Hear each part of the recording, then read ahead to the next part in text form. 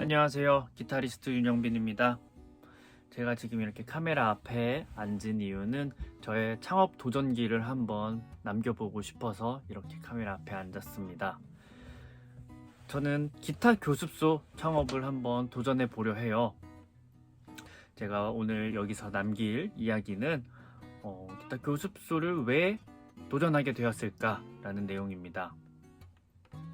처음에는 좀 쓸데없는 생각에서 시작이 되었어요. 제가 지금 쓰고 있는 연습실이 처음엔 되게 넓게 느껴졌는데 장비가 하나둘씩 늘어나다 보니까 비좁아졌어요.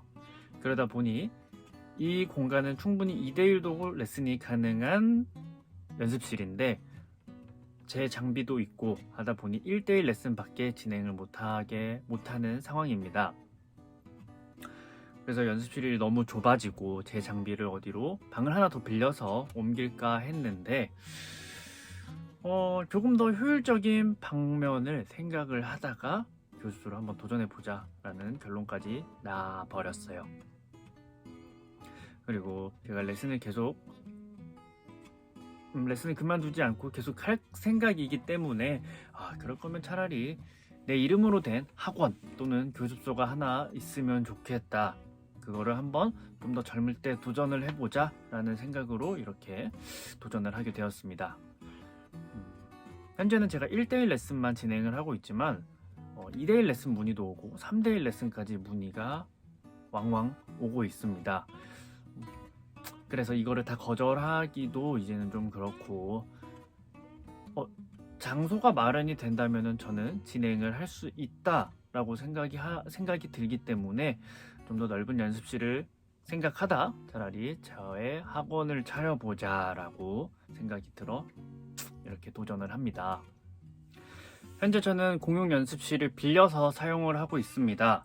그러다 보니 저는 수강생들에게 공용 현관 비밀번호를 알려드릴 수가 없는 거죠. 그래서 학생들이 도착을 하시면은 저에게 도착했습니다 라고 카톡을 남겨주십니다. 그러면 저는 현관으로 나가서 학생분들을 모시고 제 방으로 들어와서 레슨을 진행하고 있죠. 이 부분에서 문득 생각이 들더라고요. 내가 뭘 배우러 갔는데 안락하진 않더라도 의자가 하나도 없는, 의자가 구비되어 있지 않은 복도에서 대기를 하다가 레슨을 받는다. 이거는 조금 아닐 수 있겠다라는 생각이 들더라고요. 그래서 제가 이 공용 현관 비밀번호를 어떻게 할 수는 없으니까 조금 더 자유롭게 출입이 가능하고, 그리고 제가 휴게 공간도 마련해 드리고 연습 공간도 마련을 해드릴 수 있는 교습소를 만드는 게 좋겠다라는 생각이 들더라고요. 지금 연습 공간을 말씀드렸다시피 학생분들이 5분, 10분 일찍 오셔서 연습을 할 수도 있는데 지금 이 공용 연습실에서는 연습이 불가하죠. 왜냐, 제가 방을 하나 더 빌려야 되는데 물론 빌릴 수는 있죠. 근데 결국 제가 레슨을 하다가 5분, 10분 일찍 오셨다고 제가 레슨 중간에 나가서 문을 열어드리고 또 10분 후에 레슨 끝나고 하면은 정말 효율적이지 않다라고 생각이 들어 그거는 하지 않고 있습니다. 그리고 방을 하나 더 빌려서 제가 장비를 거기다 놓고 지금 이 방에서는 2대1 레슨까지도 할 수는 있다고 방금 말씀을 드렸죠. 근데 그 방을 하나 더 빌리는 가격이나 상가 월세나 크게 차이가 나지 않는 것을 확인하였습니다. 물론 인테리어 비용은 제외입니다. 월세만 보고 생각했을 때 여기 연습실 2개 또는 3개를 빌리는 금액과 제가 알아본 상가들의 월세가 크게 차이가 나지 않아 이럴 거면 차라리 나도 도전을 해보자 라는 생각으로 교습소를 도전해 보려 합니다. 네, 그러면 이제 제가 부동산 보실 때 팁이라기보다는 제가 느꼈던 경험담을 조금 얘기를 해드리겠습니다. 부동산 뭐 많이 들어보셨을 거예요. 가셔서 월세 일단 첫 번째로 봐야 되고요. 두 번째 관리비, 그리고 공과금까지 계산을 해서 내가 생각한 금액들이 맞는지 고정 지출이 되니까 이거 잘 생각해보고 계산을 하셔야 되고요. 그리고 저는 하나 생각했던 거는 수강생들이 역에서 걸어오는 거리가 많이 길지 짧을지를 많이 비교를 했습니다. 그리고 마지막 거는 그냥 저의 집과 가까운 거, 그거를 생각을 해서 순위를 매겨서 가장 높은 점수를 받은 상가를 계약을 했습니다. 네, 그리고 또 한 가지 제가 제가 생각하지 못했던 놓쳤던 부분이 있었어요. 에어컨 실외기입니다. 에어컨 실외기를 어디다 설치를 해야 될지, 요즘 빌딩들은 에어컨 실외기를 두는 곳이 정해져 있다고 들었습니다. 그렇지만 제가 들어가게 된 상가는 옛날 건물이다 보니까 실이 따로 있지 않았고 실외기를 모아두지도 않는 그런 상가였어요. 그렇다고 앵글을 설치할 수 있느냐? 그것도 아닌 상가였습니다. 그러면 실외기는 도대체 어디다 두냐? 계단실 쪽에 두거나 해야 되는데, 제 상가는 건물의 정중앙에 위치한 상가다 보니까 계단실까지 빼기에는 배관 길이가 너무 많이 나오는 그런 구조였습니다. 배관을 다 해서 보니까 에어컨 기계값보다 거의 3배가 더 나오더라고요. 그래서 이 가격을 주고 했는데 성능까지 안 좋아진다 라고 하면은 사실 설치 하나 마나인 것 같아서 그거는 포기를 하고, 저는 과감하게 실외기를 안에 드리는 걸로 어쩔 수 없이 결정을 하게 되었습니다. 그래서 저 같은 실수를 반복하지 않기 위해 이렇게 한번 영상으로도 남겨보도록 할게요. 그리고 지하 주차장이 있는 건물이라면 크게 상관은 없겠지만 주차 공간이 많지 않으면 내 차도 들어가기도 힘들 수도 있고요. 기계식 주차인 곳은 주차 타워를 말을 하는 거죠. 그게 있으면은 SUV 차량까지 가능한지 그거를 꼭 확인하셔야 됩니다.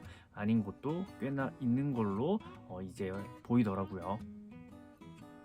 너무 오랫동안 계약이 되지 않고 빈 곳으로 있었던 상가는 피해 주시는 게 좋습니다.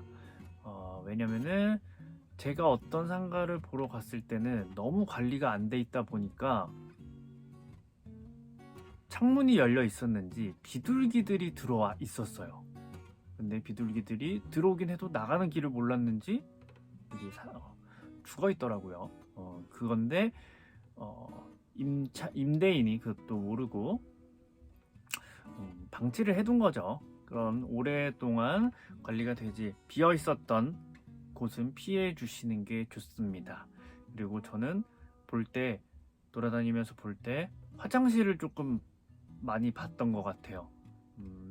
수강생들이 오셨을 때 화장실을 갔을 때 화장실이 조금 불편한데? 라는 생각이 들지 않았었으면 싶었고,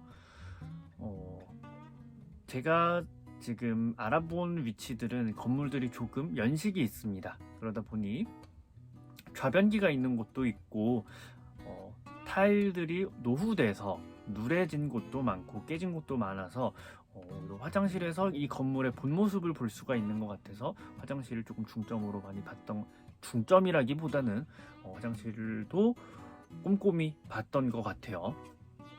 그리고 학원이나 교습소를 하신다고 하면은 유해 시설은 꼭 피해 주셔야 합니다. 교육청 허가가 나지를 않습니다. 유해 시설이라고 하면은 노래방, 당구장, 오락실 등등 이런 게 있겠죠. 내 상가가 있다라고 했을 때 아래, 위, 양옆, 바로 양옆은 안 됩니다. 그래서 이런 법은 각 교육청마다 조금씩 다른 걸로 알고 있어서 그거를 꼭 미리 확인을 하신 다음에 부동산 계약을 꼭 성공적으로 하셨으면 좋겠습니다. 그래서 어떻게 진행이 되느냐에 대해서 이제 정리를 해보려 하는데, 현재 날짜는 12월 28일입니다.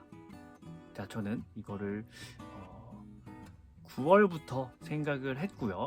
9월 마지막 주부터는 부동산을 많이 돌기 시작했어요. 내가 원하는 매물이 나올 때까지 기다려야 되냐, 아니면은 있는 환경에서 잘 맞춰서 들어가야 되냐라는 거를 되게 많이 고민을 했는데, 결국 많이 순위를 매겨서 여기가 최적일 것 같다라는 생각으로 이미 계약도 다 마친 상태고 인테리어 업자도 이미 들어와서 공사가 진행 중입니다. 근데 지금 다시 한번 날짜가 너무 많이 붕 뜨는 거 아니야? 라고 생각을 하실 수 있죠. 맞습니다. 지금 저는 많이 지연이 됐어요. 그런 부분도 한번 다음 영상 언제가 될지 모르겠지만 저도 정리를 해서 한번 올려볼까 합니다.